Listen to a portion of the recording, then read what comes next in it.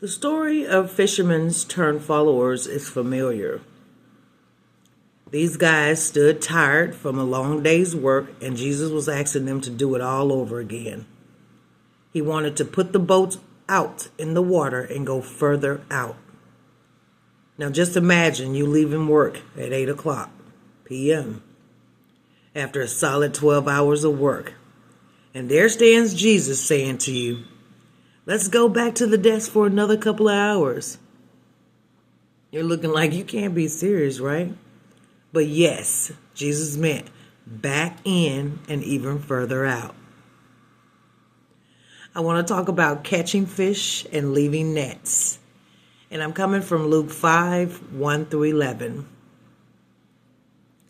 Now, once again, God was right and man was wrong. The deep water brought a huge catch. A net-breaking, boat-sinking catch. Send for help kind of catch. On their own, they caught nothing. But under Jesus' leadership, more than ever imagined. It was if your W-2 climbed so high you paid 20 friends' house notes for that month. That's how many fish they caught with Jesus being aboard. And that's verse kind of 1 through 9 or so. Because then in verse 10 and 11, the entire story spins around. So if the episode ends in verse 9, we say, oh yeah, if I try nothing but let God lead, then the big deal will go through. But not so fast. The blessings was definitely there. But then the old switcheroo was Jesus moves us from earthly to external in our perspective. He said, from now on, you will be fishermen of men. That's what he said. So the goal of their occupation in life switched in an instant from feeding the stomach to feeding the souls. And that's what God wants. He wants our eyes on the catch that matters. And that's the souls of men. Each day we are making choices of what we are fishing for. And when we pull up the anchor, head out in the water of school and work, society, communities, what are we hoping to catch? Anybody got an answer? What are we hoping to catch? Because are we fishing for people's approval, our comfort, more money, or the loss of things? What are we hoping to catch? Because God, He has placed us in a Pacific boat, sailing strategic waters for significant fishing. Verse 11 shows how this type of fishing changes the saltiest of fishermen. And so they pulled their boat up on shore, left everything, and they followed Him.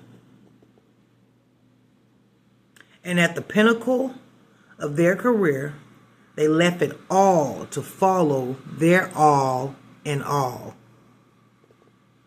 They did. They left whatever they were doing to go follow Jesus, to be fishermen of men. Jesus was so incredible, they left at the top of their game. And the greatest catch was nothing compared to following Him. That's what people don't realize. That's the greatest catch. Holding out for God's best instead of the world's good enough is worth the wait, y'all. Loving and following Jesus no matter the weight of the net is normative Christianity. Nets, even full nets, on the best day, dim in comparison to following Jesus as fishermen of men.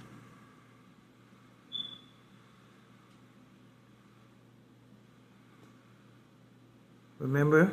Lord, take us to the deep waters for significant fishing, no matter the cost.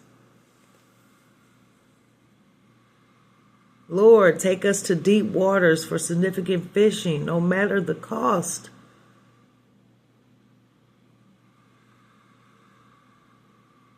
Today I want you to ponder on these questions. And we'll get back to it later, but ponder on these questions. What am I fishing for most days? What am I fishing for most days?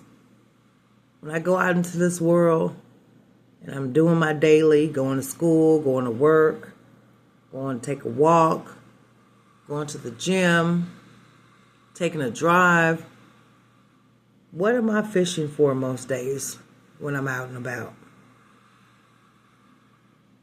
And then ask yourself the question, why are the souls of men the most rewarding catch? Ponder on that.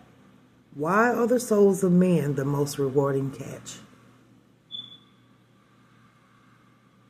And then the last question I want you to ponder on is, what is an example of a net he is calling me to drop to follow him? What is an example of a net that God is calling you to drop to follow him?